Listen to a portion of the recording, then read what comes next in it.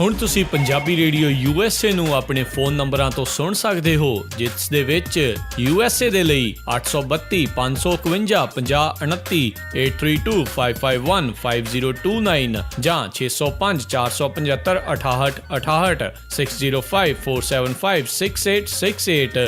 Toronto Canada ਦੇ ਲਈ 6479579633, British Columbia Canada ਲਈ 7786560460 ਜਾਂ 6046709696, ਕੈਲਗਰੀ ਕੈਨੇਡਾ ਦੇ ਲਈ 5873150587, ਇਟਲੀ ਦੇ ਲਈ 396899970694, ਪਾਕਿਸਤਾਨ ਦੇ ਲਈ 92021371300612, UK ਦੇ ਲਈ 3300101100, 3300101100, ਜਰਮਨੀ ਦੇ ਲਈ 51180904041511 80904041, ਫਰਾਂਸ ਦੇ ਲਈ 3318014255,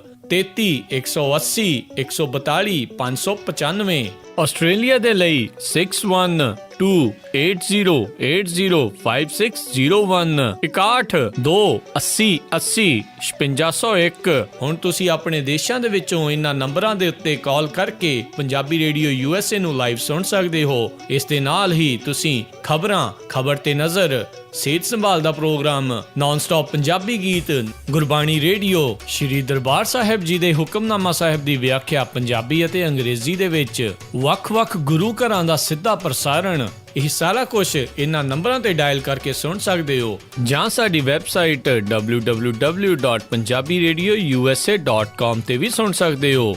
ਸੁਣਦੇ ਰਹੋ Punjabi radio USA। Punjabi radio USA ਸੁਣ ਰਹੇ ਸਾਰੇ ਹੀ ਮਾਣਯੋਗ ਅਤੇ ਸਤਿਕਾਰਤ ਸਰੋਤਿਆਂ ਨੂੰ ਪੰਜਾਬੀ ਰੇਡੀਓ USA ਦੀ ਟੀਮ ਅਤੇ ਮੇਰੇ ਰਾਜਕਨਵੀਰ ਸਿੰਘ ਵੱਲੋਂ ਆਪ ਜੀ ਨੂੰ ਪ੍ਰੋਗਰਾਮ ਖਬਰ ਤੇ ਨਜ਼ਰ ਦੇ ਵਿੱਚ ਨਿੱਘੀ ਜੀ ਆਇਆਂ ਨੂੰ ਆਪ ਸਭ ਦਾ ਸਵਾਗਤ ਹੈ, ਸਤਿ ਸ਼੍ਰੀ ਅਕਾਲ ਹੈ। ਅਤੇ ਸਰੋਤਿਓ, ਅੱਜ ਦੇ ਦਿਨ ਸਾਡੇ ਨਾਲ ਜੁੜਦੇ ਨੇ ਬਲਤੇਜ ਪੰਨੂ ਜੀ ਪ੍ਰੋਗਰਾਮ ਖਬਰ ਤੇ ਨਜ਼ਰ ਦੇ ਵਿੱਚ, ਅਤੇ ਬਲਤੇਜ ਪੰਨੂ ਜੀ ਜੁੜ ਚੁੱਕੇ ਨੇ ਸਾਡੇ ਨਾਲ ਪਟਿਆਲਾ ਸਟੂਡੀਓਜ਼ ਤੋਂ। ਜੀ ਆਇਆਂ ਨੂੰ, ਸਤਿ ਸ਼੍ਰੀ ਅਕਾਲ ਜੀ। ਸਤਿ ਸ਼੍ਰੀ ਅਕਾਲ ਜੀ, ਧੰਨਵਾਦ ਜੀ, ਬਹੁਤ ਮਿਹਰਬਾਨੀ। ਪ੍ਰੋਗਰਾਮ ਸ਼ੁਰੂ ਕਰਨ ਤੋਂ ਪਹਿਲਾਂ ਆਪਣੇ ਸਾਡੇ ਅੱਜ ਦੇ ਪ੍ਰੋਗਰਾਮ ਦੇ ਸਪਾਂਸਰ ਉਹਨਾਂ ਦਾ ਧੰਨਵਾਦ ਕਰਨਾ ਚਾਹੁੰਦੇ ਹਾਂ, ਖਾਲਸਾ ਇੰਸ਼ੋਰੈਂਸ ਏਜੰਸੀ ਵਾਲੇ, ਜਿਨ੍ਹਾਂ ਦੇ ਕੋਲੋਂ ਤੁਸੀਂ ਹਰ ਤਰ੍ਹਾਂ ਦੀ ਇੰਸ਼ੋਰੈਂਸ ਕਰਵਾ ਸਕਦੇ ਹੋ। ਘਰਾਂ, ਕਾਰਾਂ ਦੀ, life, taxi, commercial, gas station, liquor store, hotel, motel, shopping centre, apartment, restaurants, ਇਹਨਾਂ ਸਾਰਿਆਂ ਦੀ ਇਹ ਇੰਸ਼ੋਰੈਂਸ 100 ਤੋਂ ਵੱਧ A-ਰੇਟਿਡ ਕੰਪਨੀਜ਼ ਦੇ ਨਾਲ ਕਰਦੇ ਨੇ। ਵਧੇਰੇ ਜਾਣਕਾਰੀ ਲਈ ਕਾਲ ਕਰੋ 408 272 2500 4082722500। ਇਸ ਦੇ ਨਾਲ ਨਾਲ ਗੁਰਦੀਪ ਸਿੰਘ ਵਿਰਦੀ ਕਲੋਵਿਸ ਤੋਂ, ਪ੍ਰੀਤਮ ਸਿੰਘ ਤਲਵਿੰਦਰ ਸਿੰਘ ਗਿੱਲ ਬੇਕਰਸਫੀਲਡ ਤੋਂ, ਸਤਨਾਮ ਸਿੰਘ ਸ਼ੇਰਗਿੱਲ ਸੈਲਮਾ ਤੋਂ, ਜਾਫੀ ਸਿੰਘ ਬੇਕਰਸਫੀਲਡ ਤੋਂ, ਸੁੱਖਾ ਸਿੰਘ ਵਾਈਸੀਲੀਆ ਤੋਂ, Punjabi American senior citizen centre Bakersfield ਤੋਂ। ਅਸੀਂ ਇਹਨਾਂ ਸਾਰਿਆਂ ਦਾ ਬਹੁਤ ਬਹੁਤ ਧੰਨਵਾਦ ਕਰਦੇ ਹਾਂ। ਜੇ ਤੁਸੀਂ ਜਾਂ ਕੋਈ ਹੋਰ ਕਾਰੋਬਾਰ ਇਸ ਪ੍ਰੋਗਰਾਮ ਨੂੰ ਸਪਾਂਸਰ ਕਰਨਾ ਚਾਹੁੰਦੇ ਹੋਣ, ਉਸ ਦੇ ਲਈ ਸੰਪਰਕ ਕਰ ਸਕਦੇ ਹੋ ਨੰਬਰ 408 722 7698 408 722 7698 ਦੇ ਉੱਤੇ। ਅਤੇ ਆਪਣੀ ਗੱਲਬਾਤ ਦਾ ਜਿਹੜਾ ਸਿਲਸਿਲਾ ਬਲਤੇਜ ਪੰਨੂ ਜੀ ਸ਼ੁਰੂ ਕਰਦੇ ਹਾਂ। ਹਰਿਆਣਾ ਸਰਕਾਰ ਦੇ ਇੱਕ ਕਮਿਸ਼ਨ ਬਣਾਉਣ ਦਾ ਆਖਿਆ, ਜਿਹੜੀ ਵਾਡਰਾ ਜ਼ਮੀਨ ਘੁਟਾਲੇ ਨੂੰ ਲੈ ਕੇ, ਉਸ ਚੀਜ਼ ਦੇ ਉੱਤੇ। ਐਕਚੁਅਲੀ 2 ਦਿਨ ਪਹਿਲਾਂ ਜਿਹੜੀ ਪਾਰਲੀਮੈਂਟ ਦੇ ਵਿੱਚ ਰਾਹੁਲ ਗਾਂਧੀ ਨੇ ਇੱਕ ਗੱਲ ਕਹੀ ਸੀ ਕਿ ਇਹ ਜਿਹੜੀ ਸਰਕਾਰ ਹੈ ਕੇਂਦਰ ਦੀ, ਇਹ ਸੂਟ ਬੂਟ ਵਾਲੀ ਸਰਕਾਰ ਹੈ। ਸੈਂਟਰ ਦੀ ਸਰਕਾਰ ਕਹਿੰਦੀ ਸੀ ਅਸੀਂ ਸੂਝ ਬੂਝ ਵਾਲੀ ਸਰਕਾਰ ਹੈ।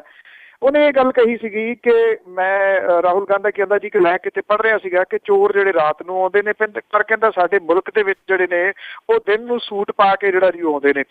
ਉਹਦਾ ਕਟਾਕਸ਼ ਜਿਹੜਾ ਸੀਗਾ ਜੀ ਉਹ ਨਰਿੰਦਰ ਮੋਦੀ ਦੇ ਸ਼ਾਇਦ ਸੂਟ ਦੇ ਉੱਤੇ ਸੀਗਾ, ਜਿਹੜਾ ਕਿ ਚਰਚਾ ਦਾ ਵਿਸ਼ਾ ਪਿਛਲੇ ਦਿਨ ਹੀ ਬਣਦਾ ਰਿਹਾ ਕਿ ਇਹ ਕਰੋੜਾਂ ਰੁਪਈਏ ਦੀ ਜਿਹਦੀ ਬੋਲੀ ਲੱਗੀ ਸੀਗੀ। ਹੁਣ ਜਿਹੜੀ ਹਰਿਆਣੇ ਦੀ ਸਰਕਾਰ ਹੈ, ਕਿਉਂਕਿ ਹਰਿਆਣੇ ਦੇ ਵਿੱਚ ਭਾਰਤੀ ਜਨਤਾ ਪਾਰਟੀ ਦੀ ਸਰਕਾਰ ਹੈ, ਤੇ ਇੱਥੇ ਜਿਹੜੇ ਇੱਥੋਂ ਦੇ ਮੰਤਰੀ ਨੇ ਉਹਨਾਂ ਨੇ ਕਿਹਾ ਕਿ ਜਿਹੜਾ ਸੂਟ ਬੂਟ ਵਾਲਾ ਜੀਜਾ ਰਾਹੁਲ ਗਾਂਧੀ ਹੋਰਾਂ ਦਾ, ਉਹਦੀ ਅਸੀਂ ਜਾਂਚ ਜਿਹੜੀ ਹੈ ਜੀ ਉਹ ਕਰਾਵਾਂਗੇ। ਇਹਨੂੰ ਕਿਤੇ ਨਾ ਕਿਤੇ ਜੋੜ ਕੇ ਜਿਹੜਾ ਜੀ ਉਹ ਦੇਖਿਆ ਜਾ ਰਿਹਾ ਇਹਦੇ ਨਾਲ ਕਿ ਜਿਹੜਾ ਰਾਹੁਲ ਗਾਂਧੀ ਨੇ ਸਵਾਲ ਉਠਾਇਆ, ਉਹਦੇ ਜਿਹੜੀ ਕਮਜ਼ੋਰ ਕੜੀ ਉਹਨਾਂ ਦੀ ਹੈਗੀ ਹੈ ਜੀ, ਉਹਨੂੰ ਘੇਰਨ ਦਾ ਯਤਨ ਜਿਹੜਾ ਜੀ ਇਸ ਜਾਂਚ ਦੇ ਵਿੱਚ ਕੀਤਾ ਜਾਊਗਾ।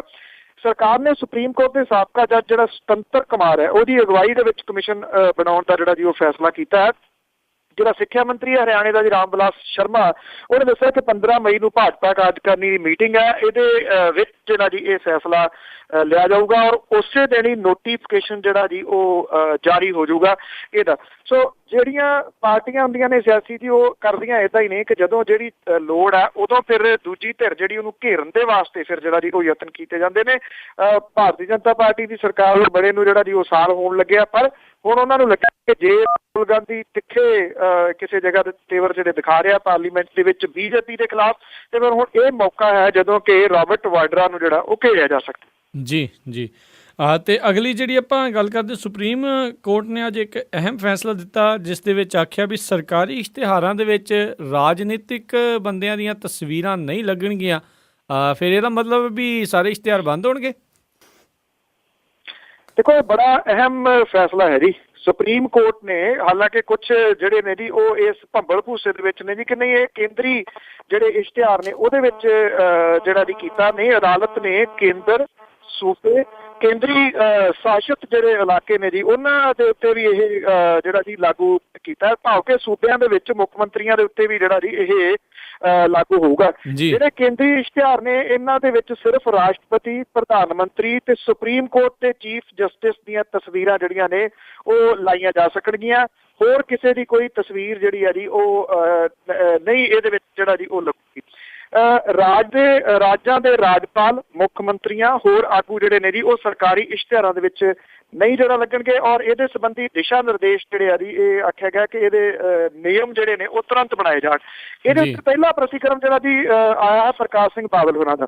ਉਹਨਾਂ ਨੇ ਕਿਹਾ ਕਿ ਇਸ਼ਤਿਹਾਰਾਂ ਦੇ ਵਿੱਚ ਸਿਆਸੀ ਆਗੂਆਂ ਦੀ ਤਸਵੀਰ ਨਾ ਵਰਤੇ ਜਾਣ ਦੇ ਸੁਪਰੀਮ ਕੋਰਟ ਦੇ ਫੈਸਲੇ ਦਾ ਉਹਨਾਂ ਨੇ ਕਿਹਾ ਅਸੀਂ ਸਵਾਗਤ ਕਰਦੇ ਹਾਂ। ਉਹ ਕਹਿੰਦੇ ਇਹ ਤਾਂ ਪਹਿਲਾਂ ਹੀ ਕਹਿੰਦੇ ਨੇ ਕਿ ਸਰਕਾਰੀ ਇਸ਼ਤਿਹਾਰਾਂ ਦੇ ਵਿੱਚ ਰਾਜਸੀ ਆਗੂਆਂ ਦੀਆਂ ਤਸਵੀਰਾਂ ਨਹੀਂ ਹੋਣੀਆਂ ਚਾਹੀਦੀਆਂ। ਉਹਨਾਂ ਨੇ ਕਿਹਾ ਕਿ ਉਹ ਹਮੇਸ਼ਾ ਇਸ ਹੱਕ ਦੇ ਵਿੱਚ ਰਹਿਣਗੇ।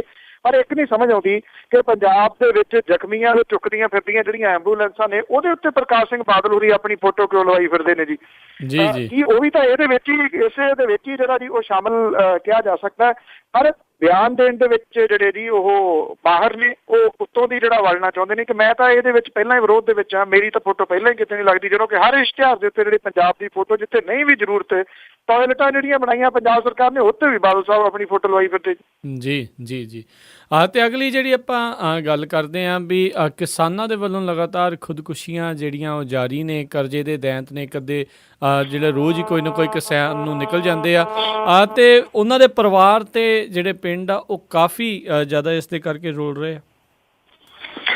ਐਕਚੁਅਲੀ ਧੂਰੀ ਦੇ ਨੇੜੇ ਪਿੰਡ ਹੈ ਜੀ ਕਹੇਰੂ, ਇਹਦਾ ਰਹਿਣ ਵਾਲਾ ਇੱਕ ਕਿਸਾਨ ਜਸਵਿੰਦਰ ਸਿੰਘ 30 ਸਾਲਾਂ ਦਾ, ਉਹਨੇ ਜ਼ਹਿਰੀਲੀ ਦਵਾਈ ਪੀ ਕੇ ਖੁਦਕੁਸ਼ੀ ਜਿਹੜੀ ਆ ਜੀ ਉਹ ਕਰ ਲਈ ਆ ਔਰ ਇੱਕ ਹੋਰ ਵਿਅਕਤੀ ਜਿਹੜਾ ਜੀ ਉਹ ਵੀ ਖੁਦਕੁਸ਼ੀ ਕਰ ਗਿਆ।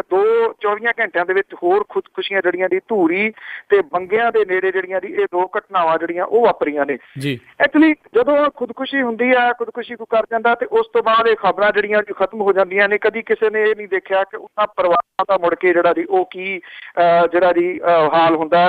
ਪੇਂਡੂ ਅਰਥਚਾਰੇ ਦੀ ਮੰਦੀ ਹਾਲਤ ਦੀ ਇੱਕ ਭਿਆਨਕ ਇਹ ਤਸਵੀਰ ਹੈ ਜੀ। ਪਿੰਡਾਂ ਦੇ ਵਿੱਚ ਜੇਕਰ ਦੇਖੀਏ ਤਾਂ ਜਿਹੜੇ ਪਿੰਡਾਂ ਦੇ ਵਿੱਚ 1970ਵਿਆਂ ਦੇ ਵਿੱਚ ਹਰੇ ਇਨਕਲਾਬ ਦੀਆਂ ਲਹਿਰਾਂ ਬਹਿਰਾਂ ਸੀਗੀਆਂ ਜੀ, ਅੱਜ ਉੱਥੇ ਹਾਲਤ ਜਿਹੜੀ ਹੈ ਜੀ ਕਾਫੀ ਹੱਦ ਤੱਕ ਗਰਕ ਚੁੱਕੀ ਹੋਈ ਹੈ ਜੀ ਔਰ ਇੱਥੇ ਖੁਦਕੁਸ਼ੀਆਂ ਜਿਹੜੀਆਂ ਜੀ ਉਹ ਲਗਾਤਾਰ ਹੋ ਰਹੀਆਂ ਨੇ। ਸੰਗਰੂਰ ਦੇ ਨੇੜੇ ਇੱਕ ਪਿੰਡ ਹੈ ਜੀ ਜਿੱਥੇ ਇੱਕ ਲੜਕਾ ਜਿਹੜਾ ਸਕੂਲ ਦੇ ਵਿੱਚ ਪੜ੍ਹਦਾ ਉਹ ਆਪਣੇ ਨਸ਼ਾ ਦੇ ਮਾਰੇ ਹੋਏ ਪਿਓ, ਛੋਟੇ ਭਰਾ, ਬੁੱਢੇ ਦਾਦੇ ਤੇ ਆਪਣੀ ਰੋਜ਼ੀ ਰੋਟੀ ਦੇ ਵਾਸਤੇ ਜਿਹੜਾ ਉਹ ਰੋਟੀ ਪਕਾਉਂਦਾ ਜੀ ਰੋਜ਼ ਉੱਠ ਕੇ, ਪਹਿਲਾਂ ਫਿਰ ਉਹ ਖੁਦ ਤਿਆਰ ਹੁੰਦਾ, ਫਿਰ ਉਹ ਸਕੂਲ ਜਿਹੜਾ ਜੀ ਉਹ ਜਾਂਦਾ ਔਰ ਕਿਉਂਕਿ ਘਰ ਦੇ ਵਿੱਚ ਕੋਈ ਔਰਤ ਨਾ ਹੋਣ ਕਰਕੇ ਜਿਹੜਾ ਜੀ 11ਵੀਂ ਜਮਾਤ ਦੇ ਵਿੱਚ ਪੜ੍ਹਦਾ ਗੁਰਵਿੰਦਰ ਜਿਹੜਾ ਜੀ ਉਹ ਖੁਦ ਇਹ ਕੰਮ ਕਰਨ ਦੇ ਵਾਸਤੇ ਮਜਬੂਰ ਹੈ।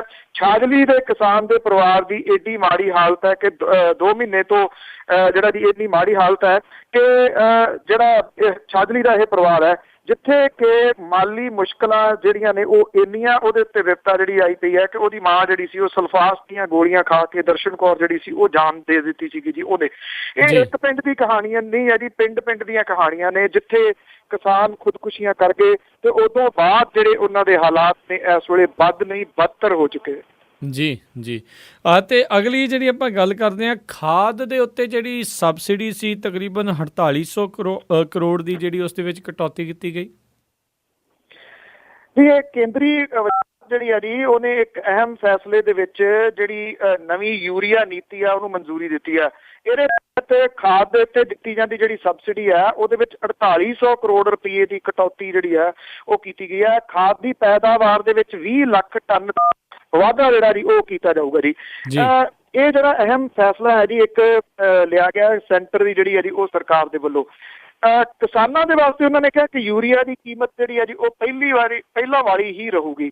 ਪਰ ਇਹ ਹਾਲ ਦੀ ਘੜੀ ਤੁਸੀਂ ਇਹ ਕਹਿ ਸਕਦੇ ਹੋ ਕਿ ਅੱਖਾਂ ਪੂੰਝਣ ਵਾਲੀ ਗੱਲ ਹੈ। ਜਦੋਂ 4800 ਕਰੋੜ ਰੁਪਏ ਦੀ ਸਬਸਿਡੀ ਜਿਹੜੀ ਹੈ ਜੀ ਉਹ ਖਤਮ ਹੋ ਰਹੀ ਆ ਖਾਦ ਦੇ ਉੱਤੋਂ, ਤਾਂ ਕਿਹੜੇ ਤਰੀਕੇ ਦੇ ਨਾਲ ਜਿਹੜੀ ਖਾਦ ਦੀ ਕੀਮਤ ਹੈ ਉਹ ਪਹਿਲਾਂ ਵਾਲੀ ਰਹੂਗੀ। ਇਹ ਹੋ ਸਕਦਾ ਕਿ ਇੱਕ ਸਾਲ ਜਿਹੜੀ ਹੈ ਜੀ ਇਸ ਸਾਲ ਜਿਹੜੀ ਆ ਉਹ ਖਾਦ ਦੀ ਕੀਮਤ ਨਾ ਵਧੇ, ਪਰ ਅੱਗੋਂ ਜਿਹੜੀ ਹੈ ਜੀ ਇਹ ਖਾਦ ਦੀ ਕੀਮਤ ਵਧੂਗੀ ਔਰ ਇਹ ਕਿਸਾਨ ਦੇ ਵਾਸਤੇ ਜਿਹੜੀਆਂ ਮੁਸ਼ਕਲਾਂ ਨੇ ਉਹ ਵਧਣਗੀਆਂ। ਜਿਹੜੀ ਪਹਿਲਾਂ ਡੀਜ਼ਲ ਦੇ ਉੱਤੇ ਸਬਸਿਡੀ ਦਿੱਤੀ ਜਾਂਦੀ ਹੁੰਦੀ ਸੀ ਉਹ ਸਰਕਾਰ ਨੇ ਖਤਮ ਕਰ ਦਿੱਤੀ ਹੈ। ਹਾਂ, ਇੰਨਾ ਜ਼ਰੂਰ ਸੀਗਾ ਡੀਜ਼ਲ ਦੇ ਉੱਤੇ ਮੁਕੰਮਲ ਰੂਪ ਦੇ ਵਿੱਚ ਸਬਸਿਡੀ ਖਤਮ ਕਰਨ ਦੀ ਬਜਾਏ ਸਿਰਫ ਕਿਸਾਨਾਂ ਨੂੰ ਛੱਡ ਕੇ ਜਿਹੜੀ ਸੀ ਬਾਕੀ ਥਾਂ ਤੋਂ ਖਤਮ ਕਰਨ ਦੀ ਸਰਕਾਰ ਤਾਂ ਠੀਕ ਸੀਗੀ। ਹੁਣ ਜਦੋਂ ਡੀਜ਼ਲ ਮਹਿੰਗੇ ਭਾਅ ਖਰੀਦਣੇ ਆ ਤੇ ਗਾਹ ਤੋਂ ਜਿਹੜੀ ਹੈ ਜੀ ਇਹ ਉਹਨੂੰ ਖਾਦ ਵੀ ਮਹਿੰਗੇ ਭਾਅ ਦੇ ਉੱਤੇ ਮਿਲਣੀ ਹੈ, ਜਦੋਂ ਕਿ ਫਸਲਾਂ ਜਿਹੜੀਆਂ ਨੇ ਉਹਦੀਆਂ ਕਿਵੇਂ ਰੁਲ ਰਹੀਆਂ ਨੇ ਮੇਰਾ ਖਿਆਲ ਰੋਜ਼ ਦੱਸਣ ਦੀ ਜ਼ਰੂਰਤ ਨਹੀਂ, ਆਪਾਂ ਪਿਛਲੇ ਸਮੇਂ 'ਚ ਸਾਂਝੀਆਂ ਕਰਦੇ ਰਹੇ ਹਾਂ, ਉਹ ਅਜੇ ਵੀ ਰੁਲੀ ਜਾਂਦੀਆਂ ਨੇ। ਬਿਲਕੁਲ ਜੀ, ਬਿਲਕੁਲ। ਅਤੇ ਨਾਲ ਹੀ ਜਿਹੜੇ ਬਾਲ ਕਿਰਤ ਜਿਹੜੇ ਮਜ਼ਦੂਰੀ ਵਾਲੇ ਉਸ ਦੇ ਵਿੱਚ ਵੀ ਥੋੜ੍ਹੀ ਜਿਹੀ ਜਿਹੜੇ ਜੀ ਚੇਂਜਿਸ ਆਈਆਂ, ਉਸ ਦੇ ਵਿੱਚ ਵੀ ਨੀਤੀਆਂ ਚੇਂਜ ਨੇ। ਇਹ ਥੋੜ੍ਹਾ ਜਿਹਾ ਇਹਦੇ ਵਿੱਚ ਇਹ ਕੀਤਾ ਗਿਆ ਜੀ ਕਿ ਹੁਣ 14 ਸਾਲ ਤੋਂ ਘੱਟ ਉਮਰ ਦੇ ਬੱਚੇ ਜਿਹੜੇ ਨੇ ਉਹਨਾਂ ਨੂੰ ਥੋੜ੍ਹੀਆਂ ਰਿਸਟ੍ਰਿਕਸ਼ਨ ਦੇ ਨਾਲ ਜਿਹੜੇ ਉਹਨਾਂ ਦੇ ਘਰ ਦੇ ਕਾਰੋਬਾਰ ਚੱਲਦੇ ਨੇ ਜੀ, ਜਾਂ ਜਿਹੜੇ ਐਂਟਰਟੇਨਮੈਂਟ ਦੀ ਜਿਹੜੀ ਇੰਡਸਟਰੀ ਹੈ ਜੀ ਉਹਦੇ ਵਿੱਚ ਕੰਮ ਕਰਨ ਦੀ ਇਜਾਜ਼ਤ ਜਿਹੜੀ ਹੈ ਜੀ ਉਹ ਦਿੱਤੀ ਗਈ ਆ। ਕਿਉਂਕਿ ਜਿਹੜੀ ਸਰਕਾਰ ਆ ਉਹ ਕਹਿੰਦੀ ਆ ਕਿ ਘਰੇਲੂ ਜਿਹੜਾ ਉਹਨਾਂ ਦਾ ਕੰਮਕਾਰ ਚੱਲਦਾ, ਜੇ ਉਹਦੇ ਵਿੱਚ ਉਹ ਹੱਥ ਵਟਾਉਂਦੇ ਨੇ ਬੱਚੇ ਤੇ ਇਹਦੇ ਵਿੱਚ ਕੁਝ ਵੀ ਗਲਤ ਜਿਹੜਾ ਜੀ ਉਹ ਨਹੀਂ ਆ। ਵੇਖਿਆ ਜਾਵੇ ਤਾਂ ਇਹ ਜਿਹੜੀਆਂ ਰਿਸਟ੍ਰਿਕਸ਼ਨ ਸਨ ਉਹ ਗਲਤ ਸਨ, ਕਿਉਂਕਿ ਜਿਹੜੇ ਬਚਪਨ ਦੇ ਵਿੱਚੋਂ ਆਪਾਂ ਆਏ ਆ ਜੀ, ਜਦੋਂ ਸਕੂਲੋਂ ਤੁਸੀਂ ਆਉਂਦੇ ਸੀ ਕੁਝ ਕੰਮਕਾਰ ਜਿਹੜਾ ਜੀ ਉਹ ਪੇਰੈਂਟਸ ਦੇ ਨਾਲ ਉਹਨਾਂ ਦੇ ਕਹੇ ਦੇ ਉੱਤੇ ਕਰਨਾ ਪੈਂਦਾ ਸੀਗਾ, ਉਹਦੇ ਵਿੱਚ ਕੁਝ ਗਲਤ ਵੀ ਨਹੀਂ ਹੈ ਜੇ ਬੱਚਾ ਆਪਣੇ ਘਰ ਦੇ ਕੰਮਕਾਰ ਦੇ ਵਿੱਚ ਕੋਈ ਹੱਥ ਵਟਾਉਂਦਾ ਤਾਂ। ਜੀ ਬਿਲਕੁਲ ਸਹੀ ਗੱਲ ਆ। ਸੋ ਤੁਸੀਂ ਸੁਣ ਰਹੇ ਹੋ ਪ੍ਰੋਗਰਾਮ ਖਬਰ ਤੇ ਨਜ਼ਰ ਪੰਜਾਬੀ ਰੇਡੀਓ USA ਦੇ ਉੱਤੇ। ਸਾਡੇ ਅੱਜ ਦੇ ਪ੍ਰੋਗਰਾਮ ਨੂੰ ਵਿਸ਼ੇਸ਼ ਤੌਰ 'ਤੇ ਸਪਾਂਸਰ ਕਰਦੇ ਨੇ ਟਰੱਕਿੰਗ ਮਲਟੀ ਸਰਵਿਸਿਜ਼ ਵਾਲੇ, ਜਿਨ੍ਹਾਂ ਦੇ ਕੋਲੋਂ ਤੁਸੀਂ ਫੈਕਟਰਿੰਗ ਦੀਆਂ ਸੇਵਾਵਾਂ ਲੈ ਸਕਦੇ ਹੋ। ਲੋਡ ਲਾ ਕੇ ਇਨਵੋਇਸ ਸਕੈਨ ਕਰਕੇ ਇਹਨਾਂ ਨੂੰ ਘੱਲੋ ਤਾਂ ਸੇਮ ਡੇ ਤੁਸੀਂ ਇਨਵੋਇਸ ਕੈਸ਼ ਕਰਾ ਸਕਦੇ ਹੋ, ਸੇਮ ਡੇ ਅਕਾਊਂਟ 'ਚ ਪੈਸੇ ਤੁਹਾਡੇ ਆ ਸਕਦੇ ਨੇ। ਸੰਪਰਕ ਕਰ ਸਕਦੇ ਹੋ ਇਹਨਾਂ ਦੇ ਨਾਲ 408 272 2600 408 272 2600। ਅਤੇ ਅਗਲੀ ਜਿਹੜੀ ਗੱਲ ਕਰਦੇ ਹਾਂ, ਸੁਖਬੀਰ ਬਾਦਲ ਉਹਨਾਂ ਨੇ ਇਹ ਬਿਆਨ ਦਿੱਤਾ ਵੀ ਅਕਾਲੀ ਦਲ ਦੀ ਅਗਲੀ ਰੈਲੀ ਜਿਹੜੀ ਆ ਮੰਗਲ ਗ੍ਰਹਿ ਤੇ। ਬਿਲਕੁਲ ਜੀ, ਇਹ ਯੂਥ ਅਕਾਲੀ ਦਲ ਦੀ ਭਰਤੀ ਮੁਹਿੰਮ ਜਿਹੜੀ ਆ ਜੀ ਉਹ ਉਹਨਾਂ ਨੇ ਸ਼ੁਰੂ ਕੀਤੀ ਆ ਔਰ ਉੱਥੇ ਭਰਤੀ ਮੁਹਿੰਮ ਦੇ ਵਿੱਚ ਉਹਨਾਂ ਨੇ ਇਹ ਕਿਹਾ ਜੀ ਕਿ ਇੱਕ ਤਾਂ ਜਿਹੜੇ ਕ੍ਰਿਮੀਨਲ ਟਾਈਪ ਦੇ ਲੋਕ ਨੇ ਉਹਨਾਂ ਦਾ ਇੱਕ ਬਿਆਨ ਜਿਹੜਾ ਸਟਿੱਕਰ ਜਾਰੀ ਕੀਤਾ, ਉਹਦੇ ਵਿੱਚ ID ਜਾਰੀ ਕੀਤੀ, ਉਹਦੇ ਪਿਛਲੇ ਪਾਸੇ ਜਿਹੜਾ ਬਿਆਨ ਹਲਫੀਆ ਲਾਇਆ ਹੈ ਕਿ ਉਹ ਕਿਸੇ ਕ੍ਰਿਮੀਨਲ ਥਾਂ ਦੇ ਉੱਤੇ ਜਿਹੜਾ ਉਹ ਸ਼ਾਮਲ ਨਹੀਂ ਗਾ ਜੀ ਬੰਦਾ ਜੀ। ਇਹ ਬਠਿੰਡੇ ਦੇ ਵਿੱਚ ਉਹਨਾਂ ਨੇ ਜਿਹੜੀ ਮੈਂਬਰਸ਼ਿਪ ਮੁਹਿੰਮ ਦੀ ਭਰਤੀ ਜਿਹੜੀ ਆ ਜੀ ਉਹ ਕੀਤੀ ਹੈ ਕਿ ਅਕਾਲੀ ਹੋਣ ਤੇ ਮਾਣ, ਔਰ ਜਿਹੜੇ ਉਹਨਾਂ ਨੇ ਕਿਹਾ ਕਿ 1 ਲੱਖ ਨੌਜਵਾਨ ਜਿਹੜੇ ਨੇ ਉਹਨਾਂ ਨੂੰ ਸਰਕਾਰੀ ਨੌਕਰੀ ਮਿਲੂਗੀ, ਕਿੱਥੋਂ ਇਹ ਨਹੀਂ ਪਤਾ ਜੀ। ਉਹਨਾਂ ਨੇ ਜਿਹੜੀ ਇਹਦੀ ਜ਼ਰੂਰ ਕਹਿਤੀ ਹੈ 1 ਲੱਖ ਨੌਜਵਾਨ ਨੂੰ ਸਰਕਾਰੀ ਨੌਕਰੀ ਜਿਹੜੀ ਆ ਉਹ ਦਿੱਤੀ ਜਾ ਰਹੀ ਹੈ। ਜਿਹੜੀਆਂ ਬਾਕੀ ਗੱਲਾਂ ਛੱਡ ਦਈਏ ਤੇ ਅਹਿਮ ਗੱਲਾਂ ਜਿਹੜੀਆਂ ਇਹਦੇ ਵਿੱਚ ਇਹ ਸਾਡੀ, ਇੱਕ ਤਾਂ ਉਹਨਾਂ ਨੇ ਕਿਹਾ ਕਿ ਰੈਲੀ ਦਾ ਇਕੱਠ ਵੇਖ ਕੇ ਸੁਖਬੀਰ ਸਿੰਘ ਬਾਦਲ ਹੋਰਾਂ ਨੇ ਕਿਹਾ ਕਿ ਯੂਥ ਅਕਾਲੀ ਦਲ ਦੇ ਵਿੱਚ ਇੰਨੀ ਤਾਕਤ ਹੈ ਕਿ ਉਹ ਹੁਣ ਅਗਲੀ ਰੈਲੀ ਜਿਹੜੀ ਹੈ ਜੀ ਮੰਗਲ ਗ੍ਰਹਿ ਦੇ ਉੱਤੇ ਕਰੂਗਾ, ਔਰ ਉਹਨਾਂ ਨੇ ਇਹ ਵੀ ਕਿਹਾ ਕਿ ਉਹ ਉੱਥੇ ਵੀ ਪਹੁੰਚਣਗੇ। ਔਰ ਜਦੋਂ ਉਹਨਾਂ ਨੇ ਇਹ ਗੱਲ ਕਹੀ ਤੇ ਪੰਡਾਲ ਜਿਹੜਾ ਸੀਗਾ ਨਾ ਜੀ ਬਸ ਉਹਦੇ ਵਿੱਚ ਘੁਸਰ ਫੁਸਰ ਸ਼ੁਰੂ ਹੋ ਗਈ। ਲੋਕ ਜਿਹੜੇ ਸੀਗੇ ਜੀ ਉਹ ਇੱਕ ਦੂਜੇ ਨੂੰ ਕਈ ਕੁਛ ਕਹਿਣ ਲੱਗ ਗਏ, ਜਿਹੜੇ ਅਕਸਰ ਹੀ ਜਿਹੜੀਆਂ ਮਹਿਫਲਾਂ ਦੇ ਵਿੱਚ ਕਹਿੰਦੇ ਨੇ। ਪਰ ਗੱਲ ਇੱਥੇ ਹੀ ਖਤਮ ਨਹੀਂ ਹੋਈ ਜੀ।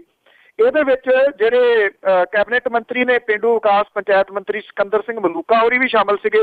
ਉਹ ਕਹਿੰਦੇ ਸੁਖਬੀਰ ਸਿੰਘ ਬਾਦਲ ਹੋਰੀ ਤਾਂ ਉਹ ਨੇ ਜੋ ਉਹ ਕਹਿੰਦੇ ਨੇ ਪੂਰਾ ਕਰਦੇ ਨੇ। ਕਹਿੰਦੇ ਤੁਸੀਂ ਐਵੇਂ ਹੱਸਦੇ ਰਹੇ ਹੋ ਪਿਛਲੇ ਸਮੇਂ ਦੇ ਦੌਰਾਨ ਕਿ ਜਲ ਬੱਸਾਂ ਚੱਲਣਗੀਆਂ, ਉਹ ਕਹਿੰਦੇ ਮਜ਼ਾਕ ਵਾਲੀ ਗੱਲ ਨਹੀਂ। ਉਹ ਕਹਿੰਦੇ ਨਹਿਰਾਂ ਦੇ ਵਿੱਚ ਜਲ ਬੱਸਾਂ ਚਲਾਉਣ ਦੀ ਤਿਆਰੀ ਹੈ ਤੇ ਬੱਸਾਂ ਦਾ ਆਰਡਰ ਵੀ ਦਿੱਤਾ ਜਾ ਚੁੱਕਾ ਜੀ। ਹੋ ਸਕਦਾ ਜੀ ਕਿ ਇਹ ਹੋਵੇ ਕਿ ਜਿਹੜੀਆਂ ਜਲ ਬੱਸਾਂ ਨੇ ਇਹ ਚੱਲਣ ਤੇ ਅਗਲੇ ਜਿਹੜੇ ਅਕਾਲੀ ਨੇ ਮੰਗਲ ਗ੍ਰਹਿ ਦੀ ਰੈਲੀ ਦੇ ਉੱਤੇ ਉਹ ਇਹਨਾਂ ਜਲ ਬੱਸਾਂ ਰਾਹੀਂ ਢੋਏ ਜਾਣ।